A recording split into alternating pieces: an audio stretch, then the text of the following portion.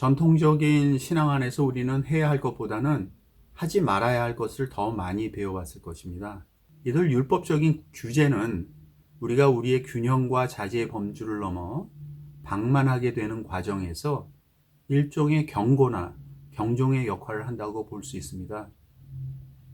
다시 질문을 돌아가서 투자나 주식이나 재산 증식에 대해 우리 그리스도인은 어떻게 반응하는가에 대해서 생각해 봅시다. 최근 대한민국에서 잘 알려진 어느 주식 투자 전문가이자 그리스도인이라는 분의 강연을 제가 유튜브로 본 적이 있습니다. 한결같이 반복되고 강조되는 것은 주식 투자는 나쁜 게 아니다. 부자 되어 가난한 자를 도우면 된다는 1차원적인 슬로건이었습니다. 물론 저도 동의하는 것은 주식 투자라는 자체가 정죄의 대상이 아니라는 것이죠. 그 자체를 죄악시하는 것은 잘못된 것입니다. 부동산 구입은 어떻습니까? 물론 이것도 마찬가지입니다.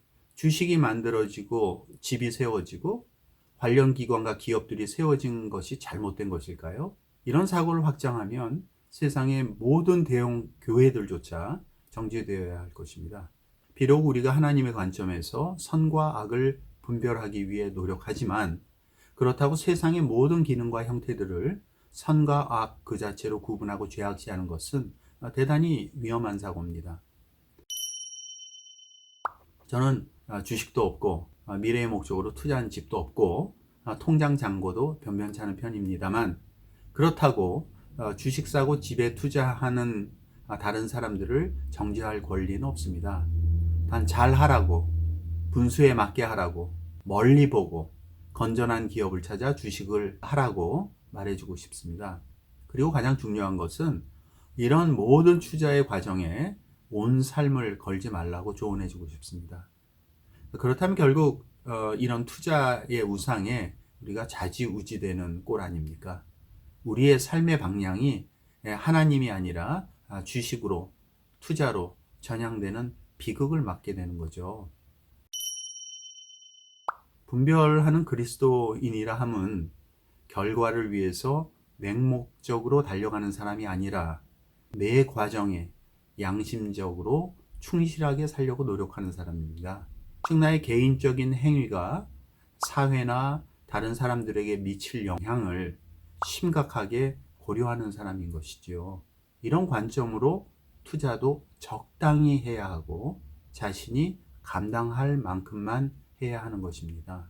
가장 위험한 사고는 내 돈으로 내 맘대로 하는데 뭐가 문제야 이런 거 아닙니까?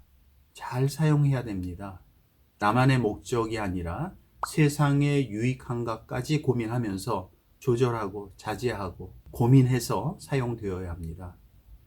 나의 재산 증식의 과정을 통해서 통곡하는 사람이 생겼다면 다시 한번 이런 과정을 돌아보고 고민해 봐야 됩니다. 예수님의 말씀의 정수인 산상수훈의 그 첫 구절은 우리의 부가 아니라 가난에 대해서입니다. 그러니 분별하는 그리스도인이라면 부자란 무슨 의미인가에 대해서 먼저 고민해 볼 필요가 있습니다. 그리스도인들은 세상 사람들이 사용하지 않는 부의 의미를 가지고 있기 때문입니다. 신앙이 영적인 부요함을 추구하는 행위라면 부자됨, 그리고 부 역시 영적인 과정에서 볼 수 있어야 합니다.